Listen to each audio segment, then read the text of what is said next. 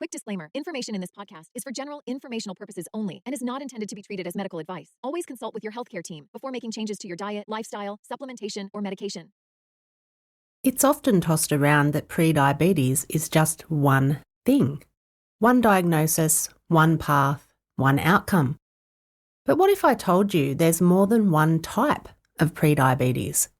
And figuring out your specific pattern could help you implement specific strategies that improve your health outcomes overall. Welcome to Type 2 Diabetes Talk, the place where we chat about what really works to treat type 2 diabetes and prediabetes naturally with nutrition and lifestyle.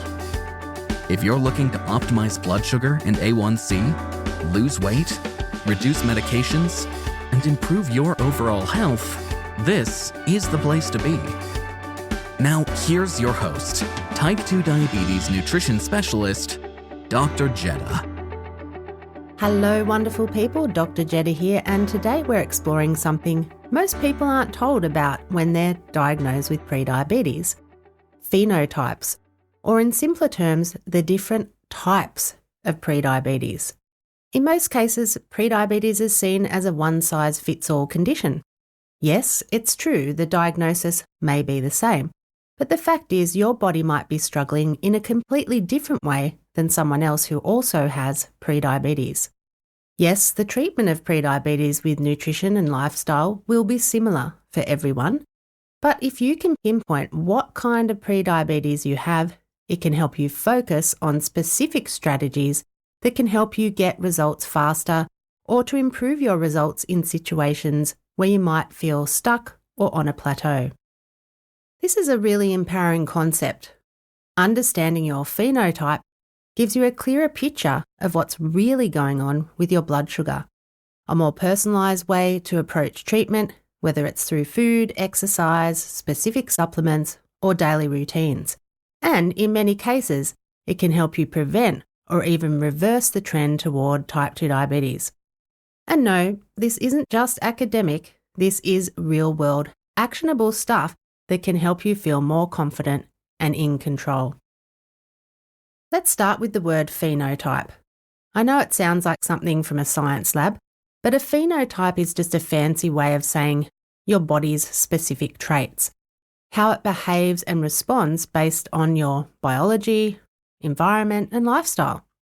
In the case of prediabetes, it means the pattern in how your blood sugar is rising and why it's rising. As we already established, most people are told, you have prediabetes. End of story. But prediabetes can show up in very different ways in different people. For some, blood sugar is high first thing in the morning. For others, it spikes mainly after eating. And in some cases, blood sugar looks mostly okay, but their A1C is climbing. These differences aren't random. They represent different phenotypes or types of prediabetes. And just to point out again, your phenotype refers to your body's specific traits and the pattern in how your blood sugar is rising and why it's rising. So why would any of this matter? Because each phenotype has a different root cause. One person might have insulin resistance in their liver, another might have it in their muscles.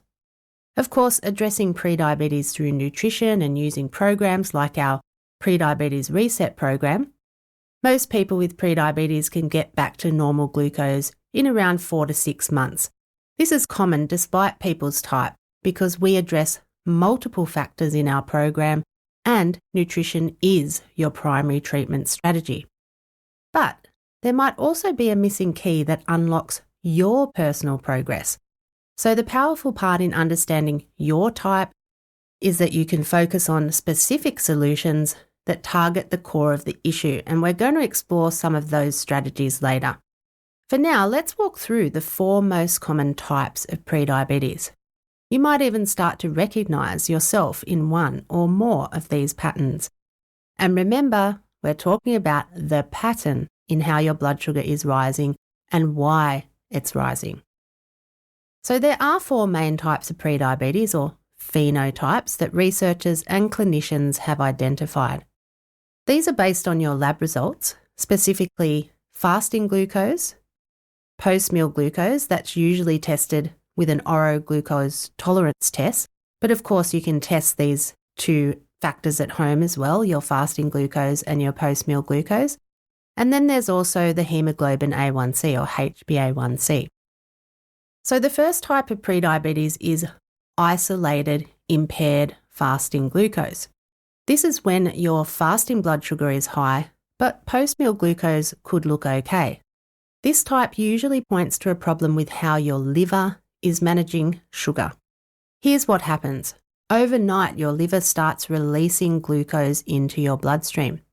In someone with good insulin sensitivity, insulin gently tells the liver, "We're good, no need to dump extra sugar." But in this case, the liver doesn't listen because it's insulin resistant. So your fasting glucose rises even though you haven't eaten. In this type, prediabetes is caused by this progressive reduction of insulin sensitivity in the liver. This type can occur in anyone, but interestingly, it is more common in men and people who tend to carry a bit more fat around the belly area, even if they're not overweight at all. So to recap, this pattern is high fasting blood sugar, and why it happens is because of a reduction in insulin sensitivity in the liver. The second type is isolated impaired glucose tolerance. Here, fasting glucose is normal, but blood sugar spikes significantly after meals. This is usually picked up during a 2-hour oral glucose tolerance test where you're given a sugary drink and your blood sugar is measured 2 hours later. If that result is elevated, it suggests your body is having trouble processing the glucose load after eating. In this case, it's usually a problem with how your muscles are responding to insulin. Your muscles are one of the main places glucose is stored after a meal, but when they become insulin resistant, they don't take up the sugar efficiently. As a result, glucose stays circulating in your bloodstream longer. This type of insulin resistance often starts in the muscles, but it can be worsened by liver insulin resistance, higher body fat, and an overproduction of insulin, a condition called hyperinsulinemia. This is the body's way of trying to compensate for the insulin resistance by pumping out more insulin, but it can create a vicious cycle that makes the resistance worse over time. This type can also occur in anyone, but interestingly, it's often seen in women and can be more common in people who are not physically active or if there's a family history of type 2 diabetes. To recap, the pattern is normal fasting blood sugar but high blood sugar 2 hours after meals. And the reason why is because of muscle insulin resistance, which may be worsened by other insulin-related imbalances in the body. Prediabetes. It's your opportunity to do something now and completely change your health for the better. With Dr. Jedha's Prediabetes Reset program, you'll discover how to reset your blood sugar balance and metabolism to normal, rebalance your weight effortlessly, and avoid or stop medications. Take the Prediabetes Reset program and gain back your life today. Learn more at type2diabetestalk.com/programs.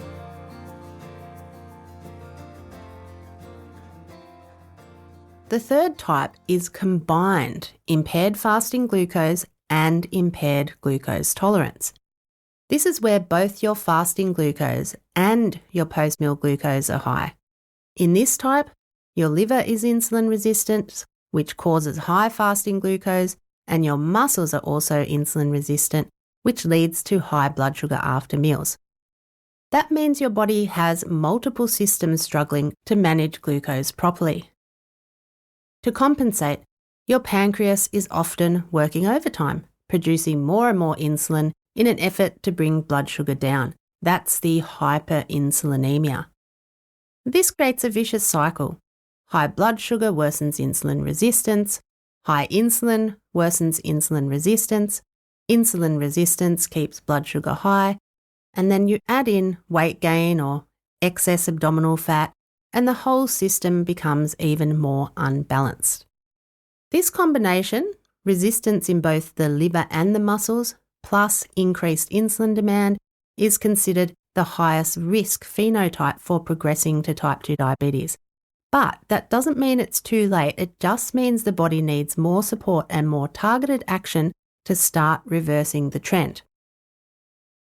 To recap, the pattern is elevated fasting and post-meal blood sugar, and why it happens is because both the liver and muscles are insulin resistant, placing a heavier demand on the pancreas and increasing the risk for progression. The fourth type is a little different and sometimes the most confusing. It's when your HbA1c is elevated, but your fasting glucose and post-meal glucose tests still look okay. This is what we call the elevated A1C only phenotype. It is less common than the other types of prediabetes.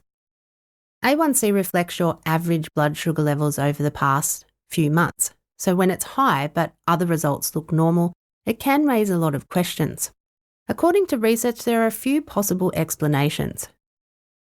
First, it might mean you're having mild blood sugar elevations throughout the day, not high enough to be flagged by a fasting or post-meal test, but still enough to raise your average A1C result. Or it could be that you're spiking at different times, maybe 30 minutes to an hour after meals or during periods you're not testing. Blood sugar is dynamic, and if you're only testing at 1 or 2 fixed points, you might miss the bigger picture. And then there's another factor, red blood cell turnover. A1C is measured based on how much sugar is attached to your red blood cells, so anything that affects how long those cells live, like iron deficiency or certain health conditions, can influence your result. So while this phenotype isn't always as straightforward, it is important.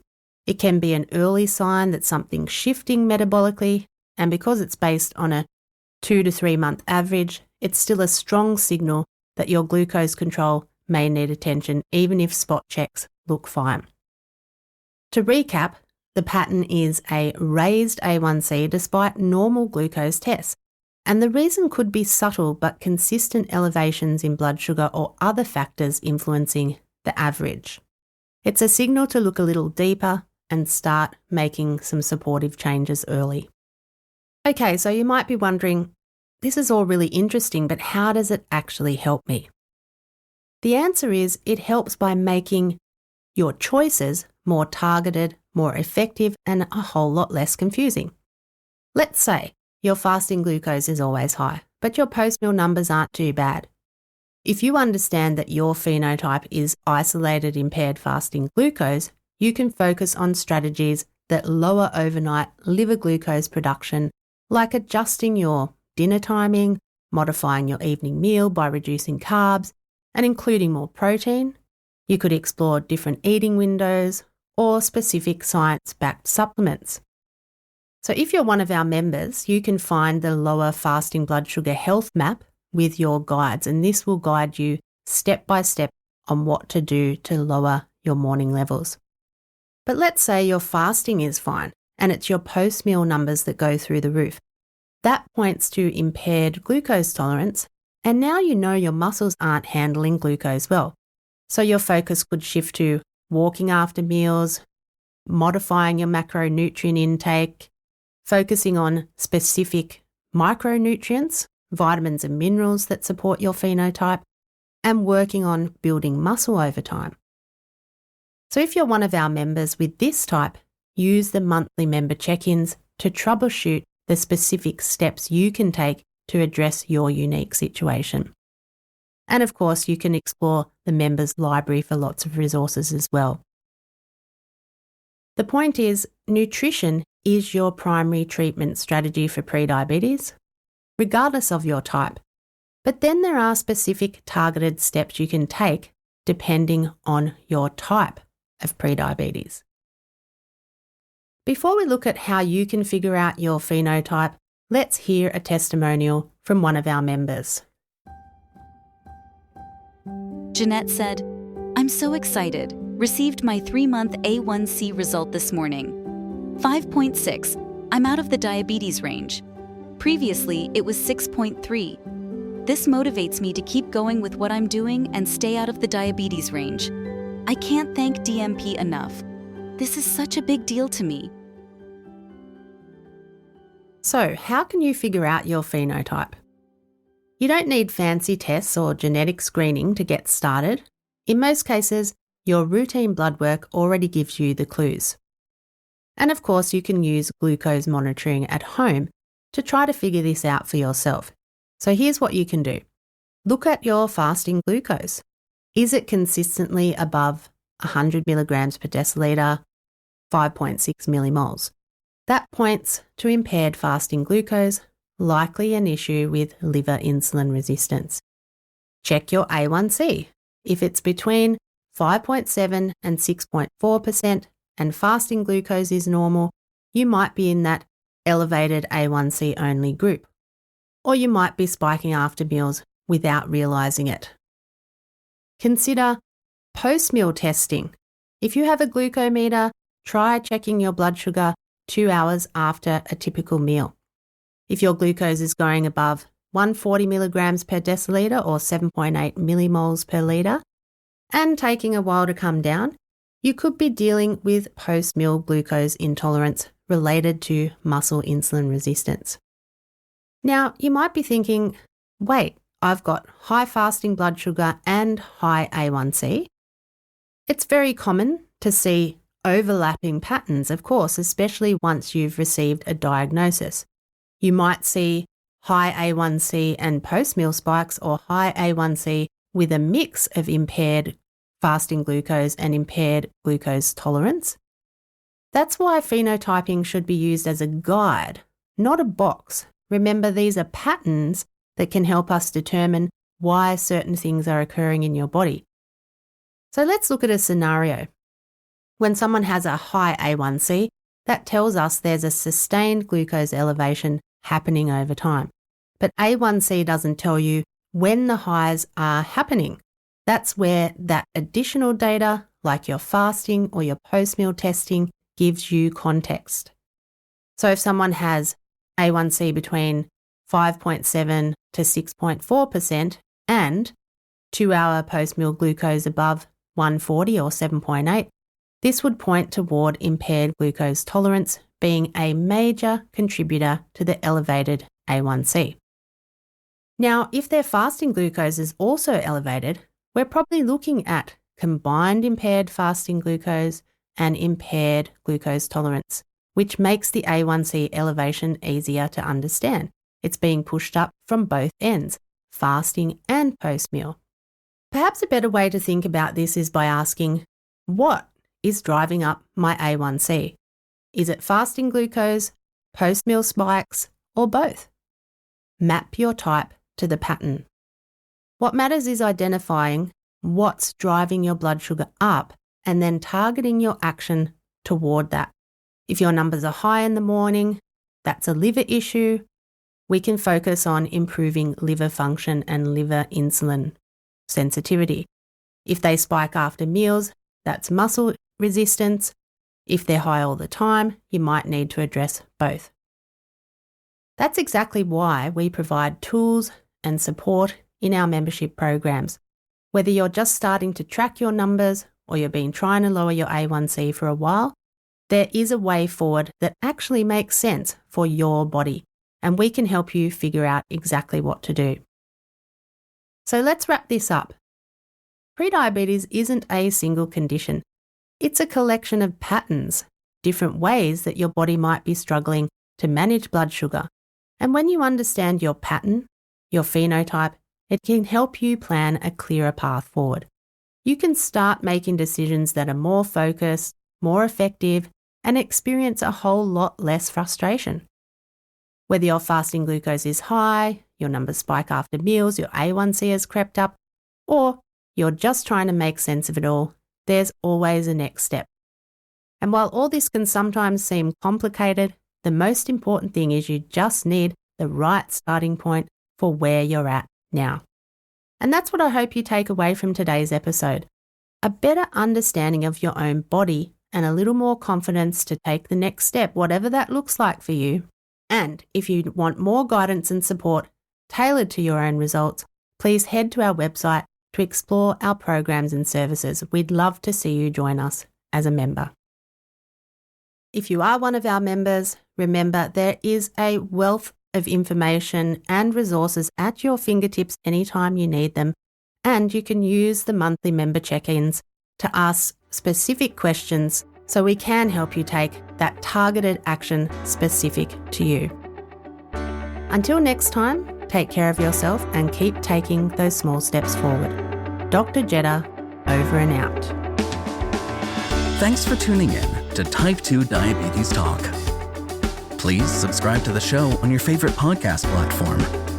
And for episode replays, episode notes, and more, visit type2diabetestalk.com. New episodes are available Tuesdays, 10 a.m. US Eastern Time, or your time zone equivalent. Thanks again. We're truly grateful to be a part of your life and help make a real difference.